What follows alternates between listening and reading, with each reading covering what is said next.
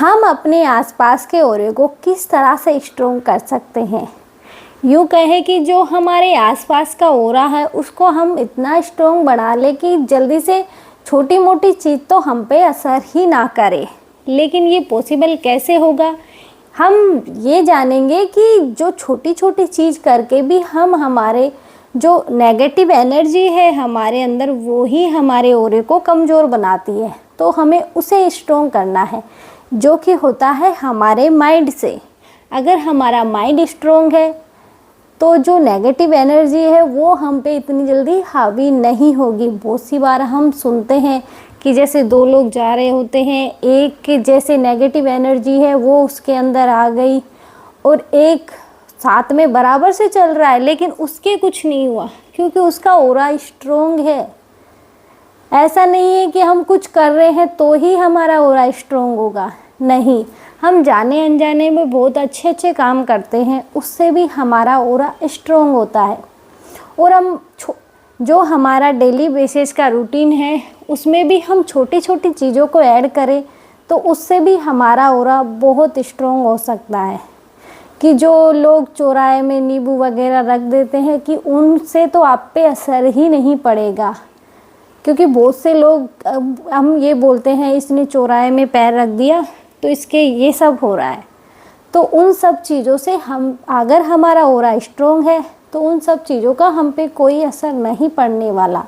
इसलिए हम कोशिश ये करते हैं कि हमारा ओरा स्ट्रॉन्ग होना चाहिए, जिससे गलती से कोई जो नेगेटिव एनर्जी है वो हम पे हावी ना हो सके। आखिर जो लिखा होता है वो तो होना ही है। अगर हमने पूर्व में कोई गलत काम किए हैं उसका हमें भुगतान करना है तो वो हम करके रहेंगे। लेकिन अगर हमारा ओरा स्ट्रॉन्ग है तो वो चीज़ हमें बहुत कम हावी होगी। यानी कि यूँ कहे कि वो दिक्कत जो हमें 100% आनी थी वो 50% रह जाएगी, क्योंकि हमारा ओरा स्ट्रॉन्ग है, हमारे काम अच्छे हैं, हम भगवान में अपनी आस्था को रखते हैं, इसलिए हम पे वो चीज़ें इतनी हावी नहीं होती। क्योंकि बहुत सी बार हम ये भी सुनते हैं वो वहाँ गया था तो उसको ये हो गया, वो वहाँ गया था उसे नहीं जाना चाहिए, रात में गया था चुड़ैल लग गई, भूत लगे, ये वगैरह वगैरह जो भी है वो हो गया। यानी कि नेगेटिव एनर्जी उसके साथ आ गई। ऐसा ही नहीं है। बहुत सी बार हमारा माइंड है वो हमें ऐसी चीज़ें दिखाने पे मजबूर कर देता है कि हम ना चाहते हुए भी देखना ही पड़ता है। जैसे कि अभी कुछ टाइम पहले की बात थी, जैसे कि मैंने 2-3 जैसे ये भूत ऊत इनकी जो हम रियल कहानी सुनते हैं वैसे मैंने 3-4 दिन लगातार ये सब कहानी सुनी, क्योंकि इंटरेस्ट बहुत आता है कि एंड में आखिर होता क्या है। वो लगातार 3-4 दिन तक कंटिन्यू मैंने वो चीज़ देखी, लेकिन अब मेरे माइंड में कहीं ना कहीं वो डर बैठ गया।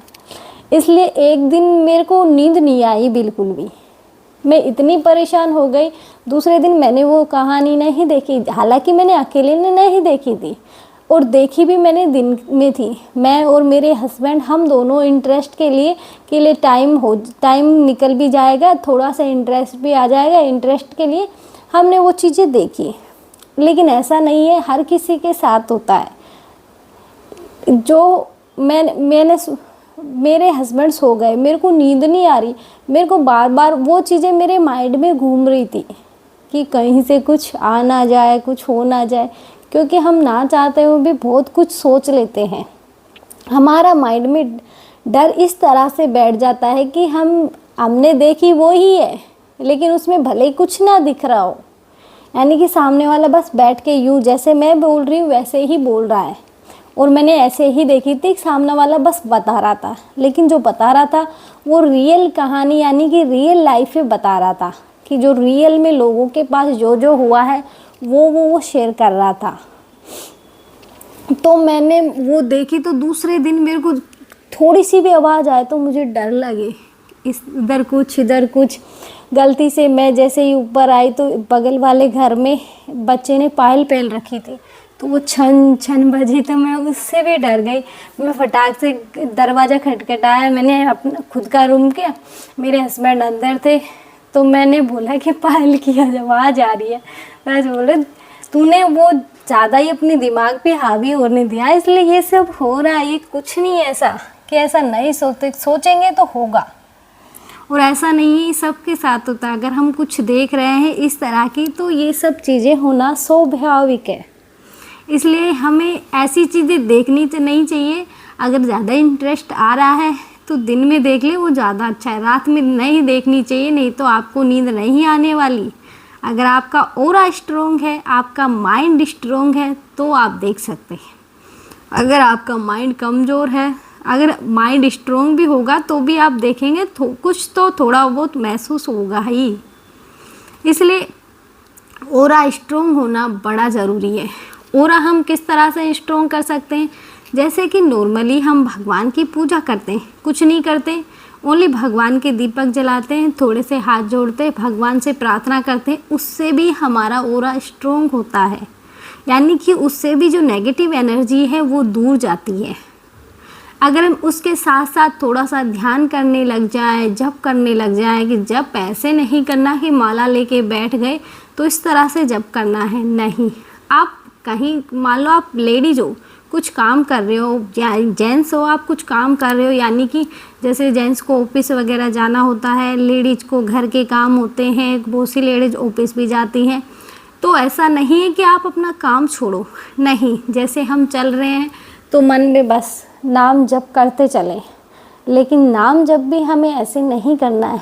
अगर हमारे गुरु हैं तो हमें उनसे नाम जप लेना चाहिए, वो ज़्यादा फ़ायदेमंद, उससे हमें फ़ायदा भी होगा और जो हमारा ऑरा है वो भी स्ट्रोंग होगा। अगर हम बिना सोचे समझे नाम जप करने चाहें तो वो अच्छा तो है, उसमें बुरा कुछ नहीं है, लेकिन अगर एक गुरु के संदर्भ में ये सब किया जाए तो ज़्यादा बेटर होता है, उसका हमें फल अच्छा मिलता है। हमारा जो माइंड है, जब भी आपके दिमाग में ऐसी नेगेटिव चीज़ें आए तो आप मन में नाम जप स्टार्ट कर दीजिए। ऐसा नहीं है कि नाम जप मुंह से बोल बोल के करना, नहीं। जैसे कि हम मन में मान लो आपको राम जी का नाम जपना है, क्योंकि राम जी का नाम जपोगे तो हनुमान जी ऑटोमेटिक प्रसन्न हो जाएंगे। इसलिए आप मन में, जैसे मन में राम राम या श्री राम ऐसे आप जाप कर सकते हैं। इससे आपका जो नाम जप वाला ऑरा है वो आपके चारों तरफ बड़ा स्ट्रोंग हो जाएगा। और आप जो नाम जप कर रहे हैं किसी भी भगवान का, तो वो आपकी सहायता के लिए, आपको मुसीबत में नहीं वो हमेशा आपको मदद के लिए आते हैं।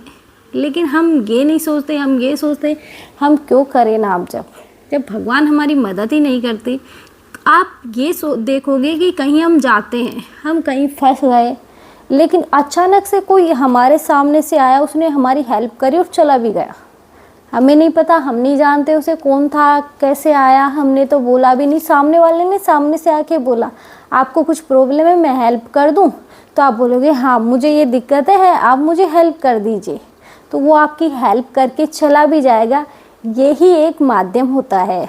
ऐसा नहीं है कि भगवान, आप भगवान का सुमिरन कर रहे हो, भगवान स्वयं उतर के आ जाएंगे, ऐसा नहीं है। भगवान स्वयं नहीं आते, लेकिन किसी न किसी माध्यम से आपका काम हो जाता है। तो आप यही सोच के चलिए कि जब भी आप मुसीबत में फंसेंगे, भगवान आपके साथ है। और नाम जब से आपका ऑरा भी स्ट्रोंग होगा। और जैसे लोग चौराहे में नींबू मिर्च रख देते हैं, उन चीज़ों का आप पे कोई असर नहीं होगा, क्योंकि आपका ऑरा स्ट्रोंग है। अगर वो ही कमज़ोर है तो आप कहीं भी चलोगे, ठोकर भी लग गई तो उसमें भी आपके बहुत कुछ हो जाएगा। इसलिए हमें अपना ऑरा स्ट्रोंग करना है, हमें मेडिटेशन करना है। मेडिटेशन से हमारा दिमाग स्ट्रोंग होता है, और स्ट्रोंग दिमाग होगा जब तो हमारा ऑरा स्ट्रोंग होगा। हम जैसे मंदिर में जाते हैं, मंदिर में हम घंटी बजाते हैं, जो हमारे ऑरे के अंदर नेगेटिव एनर्जी है वो उस टाइम अलग हो जाती है, क्योंकि हम ये बोलते हैं भगवान। लेकिन भगवान, अगर हम मंदिर में भी जा रहे हैं तो हमें भगवान से ये सोच के नहीं जाना चाहिए कि भगवान मेरी ये डिमांड है, ये पूरी कर दो। नहीं, आप भगवान से बस इतना बोलिए, भगवान आपने बुलाया, मैं आ गया या मैं आ गई। बाकी आपको भगवान से कुछ नहीं मांगना, भगवान सब देखते हैं। आप ये मत सोच के, होता क्या है आजकल, सबसे पहले घंटी बजाएंगे, घंटी बजाते सीधे नंदी जी के कान में भगेंगे, उसमें गुसर पुसर का क्या हो रहा है, इससे कुछ नहीं हो रहा। आपका मन अच्छा होना, आप पहले से ही अपनी ख्वाहिशें लेके जा रहे हैं, तो ऐसा थोड़ी होता है कि भगवान आप कान में ख्वाहिशें बोलोगे और वो पूरी करेंगे। अगर आप नंदी जी के कान में बोल ही रहे हैं तो ओनली ओम नमः शिवाय, बस आपकी हाजिरी वहाँ लग गई। अब आपको सारी चीज़ें बताने की ज़रूरत नहीं है, आप पूरी श्रद्धा के साथ भगवान को समर्पित कर दीजिए कि भगवान आप जो करेंगे सही करेंगे, जो होगा अच्छे के लिए होगा, बस ये सोच के आप चलिए। अगर आपका माइंड स्ट्रोंग हो गया ना, तो आपको ये छोटी मोटी जो दिक्कतें हैं ये तो दिक्कत ही नहीं लगेगी। इसलिए आप आज ही से ध्यान करना शुरू कर दीजिए। ध्यान में आपको कुछ नहीं करना है, बस नॉर्मली से बैठना है और सांस खींचनी है, नाक से खींचनी है और थोड़ी देर रोकनी है। यानी कि जब आपकी सांस रोकने लायक ना बचे, यानी कि आप रोक नहीं पा रहे, आप सोच रहे हैं अब बाहर निकालो, अब बाहर निकालो, तब आप उसे मुंह से छोड़िए। उस टाइम आप देखेंगे कि आपका मन आपके कभी इस तरफ भागेगा तो कभी इस तरफ, कहीं रोड पे खड़ा रहेगा तो कहीं कुछ काम कर रहा होगा। तो उस टाइम आप ये मत सोचिए कि जा रहा है तो जाने दो, बस आप अपनी सांसें रोकने की कोशिश, अगर आप अपनी सांसें रोकने की कोशिश करेंगे तो आपका जो मन है वो वापस उस सांस पे जाएगा कि मेरा दम घुट रहा है। इसलिए आप मेडिटेशन करिए, आपका उससे ऑरा स्ट्रोंग होगा, क्योंकि ध्यान में बहुत बड़ी शक्ति है। जो बड़े बड़े साधु महात्मा हैं ये करते क्या है, ध्यान ही तो करते हैं। ये बहुत लंबा लंबा साल साल 2-2 साल तक ध्यान में बैठे रहते हैं। क्या क्यों बैठते हैं? इसीलिए तो बैठते हैं, भगवान को प्रसन्न करते हैं। ध्यान से इनका माइंड स्ट्रोंग होता है, इनके पास शक्तियाँ आती है। जब भी तो ये ध्यान में 24 घंटों बैठे रहते हैं। ये नहीं सोचते कि मुझे भूख लगी है, मुझे प्यास लगी है, लेकिन हमेशा जो भी कुछ करे गुरु ज़रूर होना चाहिए, क्योंकि गुरु के बिना कुछ नहीं हो सकता। इसलिए हमेशा गुरु का होना बड़ा ज़रूरी है।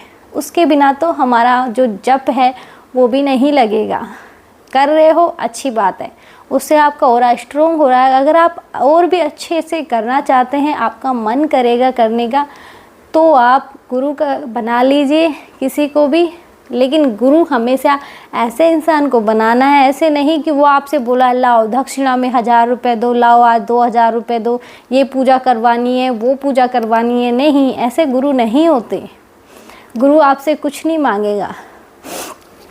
जैसे कि हमारे गुरु जी हैं, वो हमसे आज तक उन्होंने कुछ नहीं बोला कि मुझे ये दो, मुझे वो दो। वो हमेशा हम उनके पास जाते हैं तो वो हमें कुछ अच्छा ही बताते हैं, यानी कि ऐसा कुछ बताते हैं कि जिसे हमें सुन के अच्छा लगता है कि हाँ ये कुछ पॉजिटिव था, मतलब सुनने का मन करता है। अगर आप ऐसे गुरु के पास जाओगे, लाओ दो दो दो, तो आप एक बार जाओगे, 2 बार जाओगे, आप सोच लो क्या जाए उसके पास, वो तो लेने में बिजी है, हमारा तो कुछ सोच ही नहीं रहा। इसलिए आप ऐसे गुरु को बनाइए अपना गुरु, जो आपसे मांगे नहीं कि मुझे ये चाहिए, मुझे ये चाहिए, गुरु है तो मेरी पूजा करो। नहीं, गुरु गुरु होता है, वो आपसे कुछ नहीं बोलेंगे। इसलिए गुरु हमेशा किसी ऐसे साधु महात्मा को बनाइए, या फिर आप किसी, आजकल अधिकतर जो गुरु होते हैं वो साधु महात्मा को ही बनाने चाहिए। ऐसे नहीं कि हम राह में चल रहा है किसी को भी बना लिया, नहीं बनाना चाहिए। और ऑरा स्ट्रोंग हमारे गुरु, जो हमारे गुरु हमें मंत्र देते हैं, उससे भी हमारा ऑरा स्ट्रोंग होता है। इस पे भी एक और कहानी है, वो मैं आपको किसी अगले दिन बताऊंगी, क्योंकि वीडियो बहुत लंबी हो जाएगी। इसके लिए आज के लिए इतना ही।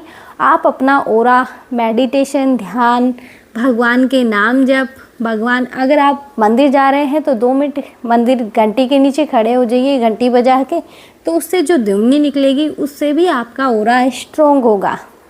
तो आज के लिए बस इतना ही। आप इस तरह से अपने ऑरे को स्ट्रोंग कर सकते हैं। जय श्री राम।